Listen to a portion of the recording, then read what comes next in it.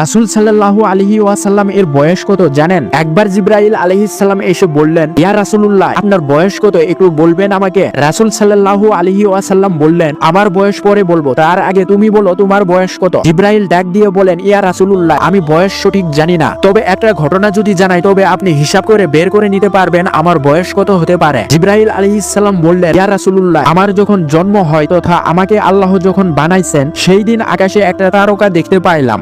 এটা এমন তারকা একবার উদয় হলে 70,000 বছর পর্যন্ত থাকতো, আবার অস্ত যেত, অস্ত গিয়ে 70,000 বছর পর্যন্ত থাকতো, আবার উদয় হয়ে আবার 70,000 বছর পর্যন্ত থাকতো। আমি জিবরাইল এইভাবে এই তারকাকে 72,000 বার উদয় আর অস্ত হতে দেখেছি। এবার বলুন ইয়া রাসূলুল্লাহ, আমার বয়সটা কত হতে পারে? আমার নবী জবাব দিয়ে বললেন, হে জিবরাইল, এত লম্বা হিসাব করতে তো মেশিন লাগবে, আমার কাছে এখন মেশিন নাই। তবে শুনে রাখো, তুমি 72,000 বার যে তারকাটা দেখেছো সেই তারকাটাই ছিলাম আমি, মুহাম্মদ সাল্লাল্লাহু আলাইহি ওয়াসাল্লাম।